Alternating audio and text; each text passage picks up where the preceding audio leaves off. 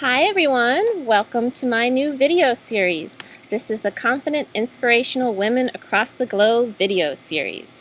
And I'm very excited to welcome my guest today, Carrie Severson. And just to let you know a little bit about me, I founded my business. It's called The Dancing Curtain, and I am a visibility and confidence coach for entrepreneurs. I help entrepreneurs to boost their confidence, to grow their visibility, and to show up big in the world. And my other big mission is to empower women, to spread joy, and to help people to live an authentic life beyond their wildest dreams. So today I'd like to welcome Carrie. Carrie's visiting us from Arizona. Hi, Carrie. How are you today? Hi. Good, thanks. How are you? Good, good. It's a nice day here in Connecticut. Not too hot. Well, we just had they're called haboobs. They're gigantic dust storms that Oh, would then turn into mud storms. oh, wow. So timing on this is great because sincerely, an hour and a half ago, the haboob was right outside this window here. Oh, really? And Oh, then wow. my Wi-Fi was broke, and so it dumped on my house, and then the sun came out. So it's Wow. crazy. The So, weather in Phoenix in August is really nuts. okay. Wow. It sounds a little bit like the Wizard of Oz. It totally was. Cool. Well, I'm glad that you're back in Kansas again, or Yeah. Arizona. Yep. So I'm going to introduce you with your bio so people know a little bit more about you and what you do. Okay. So Carrie Severson has always been connected to words. She has been published writer for nearly 20 years. She writes about love, men, health, burnout, harmony, and purpose for national women's media outlets. Her byline has appeared in mindbodygreen.com, yogatoday.com, sheknows.com, redbook.com, the Huffington Post, and many, many more. She's a prolific writer. In 2011, she launched an empowerment organization for girls called Severson Sisters. Carrie and her team of advisors wrote a series of best-selling workbooks called the Supergirl Guide, sold nationally. Hmm. Today, Carrie teaches inspired entrepreneurs how to share their stories with the world as a way to increase their platforms. And you can find her at www.carrieseverson.com. Yeah. All Thank you. right. Welcome, welcome. So I Thank you. have so many questions for you today, but of Okay. course our time is limited. So I just wanted to jump in and hear a little bit about your story, how you were bullied in the past, and then how did that come to be that you then started your own not-for-profit organization helping girls? Sure. So, bullying for me was bad in middle school, Okay. and I think I was bullied because I didn't look like media. So, I'm Sorry, I five think that nine. you cut out for a second. Say again. You what? Oh, I don't think I look like girls that were portrayed in the media. Oh, I see. Okay. And so I'm 5'9". I have really curly brown hair. I'm curvy, and back in the 80s and the 90s, you didn't see girls like me, uh, you know, happily portrayed in advertising and on television. Girls like me were really 20 or 30-year-old women. Mm. That's what it was like. So yeah, I had to use my own imagination to sort of infuse my self-esteem, and I used a lot of creativity in my early years to feel better about myself. So I Good. would typically turn to my journals, and I'd write stories. Oh. So when I was older, I decided to get involved in the media because I thought a good way to change the way girls treat girls and women treat women would be to become a part of the media. So I got a degree in journalism Mm. and started writing for magazines around when I was 19. Um, and then really sort of stay dedicated to wanting to change the way women were treating women, and did that as long as I could while writing about other people. So I always wrote about inspirational women and Mm. women who were breaking glass ceilings and doing cool things. But Wonderful. eventually, this like big void I had in my heart to do something great in the world sort of took over, and I spent 2 years researching and developing Severson Sisters, And I really spent a lot of time researching what organizations around the country were doing to help girls relate better to other girls, and then giving them an opportunity to use their creative self to infuse their self-esteem. And there's a lot of organizations that are doing that, but not very many of them have their own curriculum. So being a writer, I could develop curriculum and I could pull, experts to help me create it. So Severson Sisters was launched in 2011. We did create a curriculum called Supergirl, and we developed a series of workbooks to help girls relate better to other girls. That's fabulous. I love it. Yeah, I love it. I thanks. think it's much needed in our society. Yeah, So, thank you. kudos to you. That's Thank awesome. you. And then from there, what happens? You started that not-for-profit organization, and how did you transition into your own storytelling business? Well, yeah, so in 2011, I still wrote a lot for myself. I had a blog for 3 years. And each week I would write something, my own insight into what we were experiencing. And every week it was seen by thousands and thousands. And I was asked a lot to write business profiles for the business journal and things like that. But really what I felt was a personal essayist. And I'm sorry, so it may have what, cut out again. I lost you just for half a second. sorry, I said that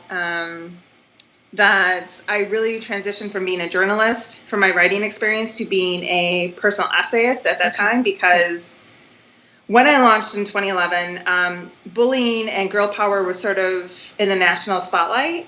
So everyone from the First Lady here in Phoenix to First Lady of the United States was really focused on helping end bullying. And we got catapulted into this national spotlight pretty quickly. And so I built something that was on the pulse of what society was looking for without really realizing it. It's all about timing. Yeah, and I put some strong bones and foundation in place around it, so it stayed. What I was not expecting was the demand, and we didn't have the money for a staff, and so it really was just me. And I burnt out as a result. So in 2014, I really stepped into my personal story as an entrepreneur more than anything else, and I started sharing this experience of what it was like to be a burnout and to be a female entrepreneur in the nonprofit sector, tired and exhausted without resources. And so when I did that, and unfortunately, I think that's a big problem too in our society. We burn ourselves out. For sure. Yeah, burnout is a huge issue. There's a lot of research to support that. Young women around the world, it's not just our country, but it's around the world. Yes.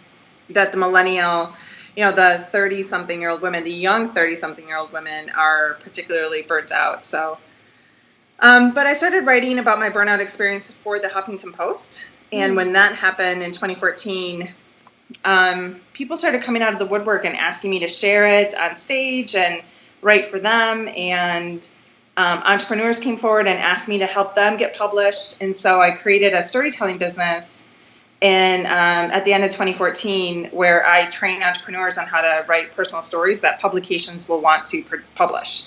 That's fabulous. Fabulous. Yeah. What a great story you have. Thanks. So how important is it for an entrepreneur to tell their story, to tell their personal story? It's really important. I think it's a matter of time, because the word authentic is really important. Vulnerability and authenticity are pretty much the same thing, in my opinion, from a storytelling perspective. And so often entrepreneurs share from a leadership position, almost as if they're talking about what they've learned. And so there's a difference between expressing yourself and then teaching somebody through your story. And so a lot of entrepreneurs talk about their own experiences from a place of expression, where they're just like, this is what happened to me, this is what I've learned. But what's really going to make an impact in your business is when you flip your your voice, your point of view, from a place of expressing yourself to a place of teaching the reader how you've learned that and how you've grown because of your story and how you've healed your story, things like that. So it's more... Your transformation? Yes. It's more about...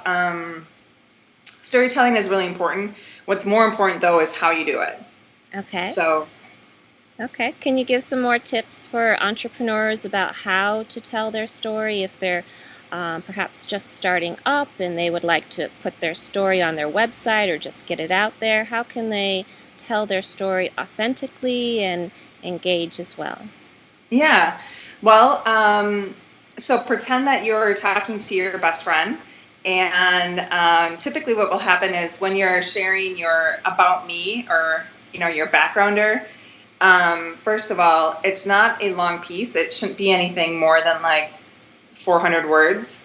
Okay. And more often than not, the real story tends to start in the middle of what you've just written. And so you're not giving all of these degrees. You're not talking about all this money, all these awards. The authentic and the vulnerable component really does come down to a personal, intimate conversation you're having. And it's inviting the reader to learn about you almost from your viewpoint. So it's a matter of getting really intimate. So, for example, the thing that I have on my website, the very first sentence I think is, I'm a writer who happens to be an empath. Yes. And we share that in common. Yeah. We share a lot that's not really something you would see on somebody's website unless they're a spiritual entrepreneur, but I'm a spiritual woman who happens to be an entrepreneur. So that's an example of how to share authentically. It really would be a sentence that you would give your best friend. But in this case, we're in an age of society where you get to learn about whatever you want to learn about from whoever you want to learn it from. And if you're not willing to get real and authentic and vulnerable right from the get-go, you're going to lose their interest and they're going to go off and learn it from somebody else. So pretend like you're talking to your best friend. That's the short way of answering that. Right. So it sounds like there's a lot to lose if you're not really truthful and authentic sharing your story. Yeah, you've got to think of it as a picture, like, or a motion picture rather. Like if you're sitting in the theater, you really only have like 2 minutes into this thing, and you're like, I'm either going to like this or I'm not, right? Right. Same thing with the book. You don't want a book to be 3 chapters in before you're finally into it, because then it's a chore to have to learn and read and absorb it. So you don't have very long. Right. And what is the difference between, can you explain for entrepreneurs, the difference between our personal story and our brand story? Oh, sure. Let's see. So the brand story is your services. It's the why it came into an existence. So like my brand story, it has a little bit to do with me about when I started writing about my entrepreneur experience for national outlets. Entrepreneurs came forward and asked me to help them get published. And so I created storytelling services and e-courses to help you understand how to create personal stories that publications will want to produce and publish. My experience as having a 20-year writing career will help you, produce and write and things like that. So I'm just off the cuff. I have a little bit to do with my brand. The brand is really more about your services. Personal story is how you got to where you are and why you are who you are. Brand story is what the participant is going to learn from you. Okay. Based on service. Okay, great.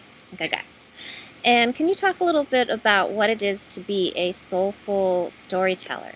I know your Facebook group is the Soulful Storyteller, and can you describe what that is to let people know? I think storytelling really comes down to showing your soul. And so there's a huge difference. In journalism school, every professor I had always said, show me, don't tell me. Mm-hmm. And it's very true. Like, the words we use, the descriptive words we use, how we use them, where we use them, it shows an image versus a motion picture versus a chalkboard, right? Tell me is the chalkboard, motion pictures show me. When you're, the Soulful Storyteller came about because I welcome the opportunity to connect with other individuals who are looking for an opportunity to soulfully express themselves and to connect with other really deep, mindful, conscious individuals who are comfortable in their soul expressing themselves. Does that make sense? Yes. Yes. Awesome. So yeah, when I talk to groups about storytelling and why storytelling is so important, I do tend to use the word soul a lot. It isn't just about your services. It isn't about your your point of sale. It's about showing your soul off to a bunch of strangers, and you do that through story. Yeah, I think that's beautiful. That's great. Thanks. That's great. And can you tell a little bit, you talked a little bit about burning out, and we've talked before about how important it is right now to show up big in the world, and that's also big what I do in my business. So can you talk a little bit about the importance of showing up big without burning out, and any tips you can give to help us to keep balanced instead of burning out? Yeah, absolutely. My biggest one, and I talk about this a lot actually, is boundaries. Boundaries, yes. Yeah, it's not something that entrepreneurs talk about a lot because we're almost expected to do more for less now, and we're expected to consistently be in touch, and we're expected to answer right away. And without steady, dedicated boundaries, you will lose yourself, and you will burn out, and you will resent, and that's not helpful for anybody. So I love boundaries. I'm actually so excited when someone asks me to do something. I'll get side messages like, hey, can you read this bio really quick? And I'm like, sure, my rate is this, and here's my calendar. And they're like, oh, I'm not going to pay you for that. And I'm like, yeah. I gotta go. See ya. Yeah, I'm an entrepreneur. Because if I took on everything, there'd be nothing left. And so the boundary is, I think, the biggest thing. I mean, energetically, physically, emotionally, mentally, is just a huge, huge factor. And I don't think we do that enough. Yeah, I think that's a fantastic point that you're making, because I think a lot of entrepreneurs don't really have the confidence to set very clear boundaries. They just want to give, and no, you got to protect yourself. Yeah. And I think so many people think, in my opinion, listening to entrepreneurs talk, they feel like they have boundaries because they have a regimen. They get up, they meditate, they listen to something, they go for a walk, they take a shower, they sit down. That's not a boundary. That's a schedule. There's a huge difference. Yeah. There's a huge difference. Yeah.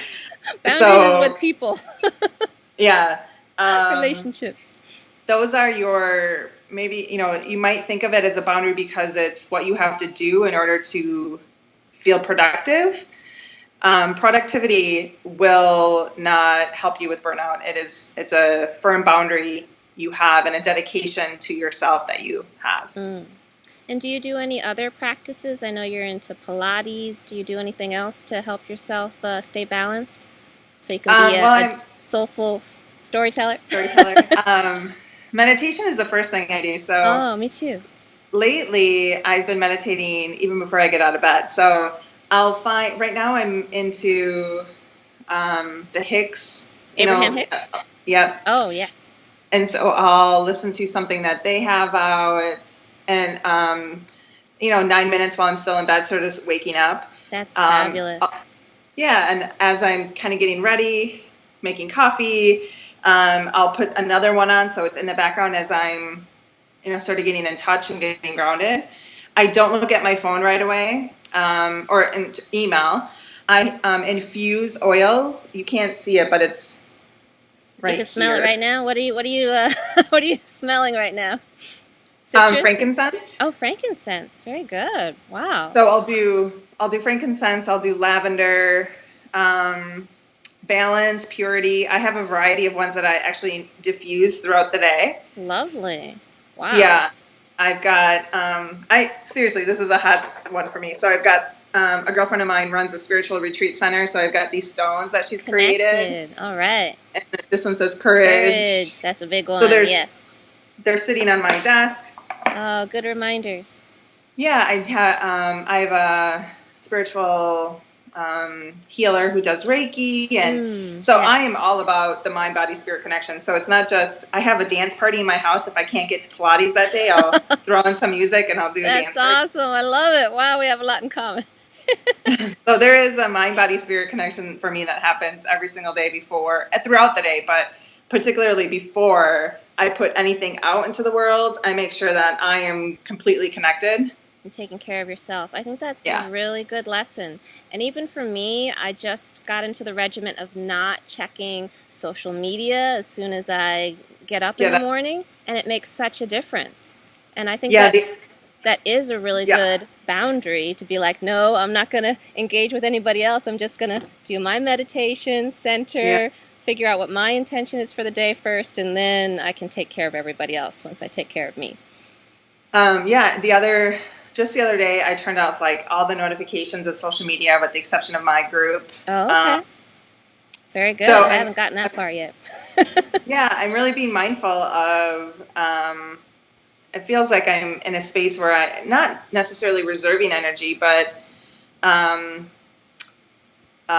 allowing and being receptive, being in the receptive mode, putting focus onto the things that I know are going to make an impact in my business. So, there's a lot. I mean, I'm very mindful of things. Yeah. That's fabulous. Fabulous. Thanks. And do you want to talk a little bit about your Facebook group, the Soulful Storyteller? Yeah. Describe what happens there? Yeah, we're a writing community. So people are supported and encouraged to post their blogs and essays that they get published, what work they're, producing, support each other, help each other. There are a lot of spiritual entrepreneurs in there, and so there is some conversation around healing, and there's prompts every day, so you don't have to come in there and have something, to post. There's, manifesting posts and gratitude posts, and I do threads in there where I'll edit work for an hour for free. There's a lot of value. I do a lot of challenges. I've done some challenges. Yes, I have some live calls. I did your 5-day challenge. It was fantastic. Got so much from it. It's really good. I'm glad. Yeah, so the next series there's a series of 3 live calls that are happening in August. And it's a lot of fun. There's some great connections happening in there, which is really cool to see. Yeah. But they're all people who know they have a story and who are learning either to step into their story, to play bigger in their story. There's publishers and editors and copywriters and screenplay and film and scripts, and it's amazing. What a great community you formed. It's great. Thank you. It's a really great resource. Very supportive community, like you mentioned. Being a part of it, I don't feel that I can't participate, that I can't share. I feel it's encouraged and it's welcomed. Oh, I'm glad. Yes. Good. Yes. So we're getting kind of close to the end. Any other news or announcements or anything else you'd like people to know about you or your business? Well, I storytell on stage too, and so that's a lot of fun. Storytelling started for me in print, and then moved to online, and then moved to stage. And so storytelling is a thread that can really work in every aspect of your life. So it's important that you understand we're storytelling all the time. Yes. We may not just necessarily know we're telling a story. And so when you put in place the essential tools and the necessities to learn how to craft powerful, soulful stories, things can really shift in your life. For example, when I wrote for Huffington Post, my first piece was called I'm a Recovering Burnout. That was 2014. I was invited to go to New York to be on stage to storytell my personal journey back to happiness. Oh. Because of that, I have a stage agent who books me at conferences to speak. Oh, fabulous. All because I wrote one story about an authentic experience. And And this is, so, I'm sorry, just to ask a quick question. Is this different from traditional public speaking? Or are you saying that this is a form of public speaking with the storytelling? Just wanted to get yeah, clear. the 7 minute, so there's different keynotes are usually like 45 minutes, and those are what you experience at breakfast and lunch or Yes, at conferences. yes. And then the personal storytelling is usually like 7 minutes, and there's a series of them. So it's really common right now, moth style storytelling, Yes, story yes, I was going slam. to ask you about that. Have you tried moth? Yeah, Is that I in haven't. Arizona? Okay. Yeah, I've There's seen that in New the York City. Storytelling Project here in Arizona, and I've done that twice. And then Stand Up for Passion is in New York, and I did that. Cool. I do float a lot between the storytelling, the personal storytelling, and then keynotes. So in New York, I've got a keynote in New York. I have a keynote in Aruba. So my point is that authentic story can lead to so much more than what the initial reaction or the initial intention is. Yes. So you could be writing a story for print, and a year later end up getting a phone call from someone who says, I saw this, it's a year old, but are you interested in X, Y, and Z? That's So you never know where amazing. it's going to lead. That's amazing. Yeah. Wow. Congratulations to you. What a beautiful journey you've had. I think it's amazing, and I salute you for all that you're doing for girls, especially with bullying and getting their self-confidence up so they can be better friends to each other. And then for Thank what you. you're doing with your storytelling business, really helping people to get in touch with their spirit and let it Yeah, flow with their writing. It's I love it. fabulous. Thank you. I appreciate that. Yeah. Yeah. Yeah. Would you like to let everyone know how else they can connect with you, your website, and your Twitter and Instagram, Facebook, all that good stuff? Sure. Well, the Soulful Storyteller on Facebook is the easiest way to find me. Okay. And then I do have an author page, Carrie Severson on Facebook. And then Instagram and Twitter is Carrie_Severson. I do a lot of flash sales. I do offer a lot of, promos and things in the Storyteller or the Soulful Storyteller Facebook group. So if you're interested in learning how to storytell, please join that and get access to a couple of goodies that I throw out pretty fairly often. Yes, very generous.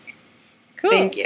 Cool. You're welcome. Well, Well, let me see. I just want to throw out my information too. So if anybody would like to connect with me, you can go to my website, www.thedancingcurtain.com. You can also follow me on Twitter at Dancing Curtain. You can follow me on Facebook at The Dancing Curtain. That's www.facebook.com/Dancing Curtain, The Dancing Curtain. And what else is there? Instagram is my name, Christy Rich. And also, I'm very excited that I just launched my blog, The Dancing Hummingbird, and that is up on my site, The Dancing Curtain. And I actually started that on Carrie's 5-day storytelling challenge. So that's you why did. I wanted to join the challenge, was to get my butt going and to get that blog started, because I wanted to start it for forever. So you I love really it. got me going. So thank you, thank you. You are welcome. Yeah. So I think we're pretty much on time for today, unless there's anything else I've forgotten to let you mention. Did you want to? I don't You're think so. super good? Okay, good. Super good. All right, well, Thank you very so much. Thank you so much, Carrie. Excuse me, it was great to see you today, and you look Likewise. fabulous. And Yeah, likewise. Please post this in the Soulful Storyteller and let people know where they can catch it. Yes. Okay, I will. Thank you. Thank you for letting me do that. All right. And thank you so much, everybody on YouTube or online, for watching today. This again is the Confident Inspirational Women Across the Globe video series. I am Christy Rich. I will be continuing this series and interviewing many more women all across the globe. So I hope you will tune in, subscribe to my YouTube channel, share, let people know about this series. I'm very excited about it.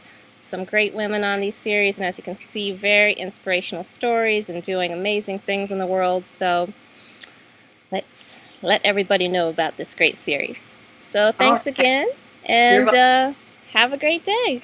You too. Bye. Bye. Take care.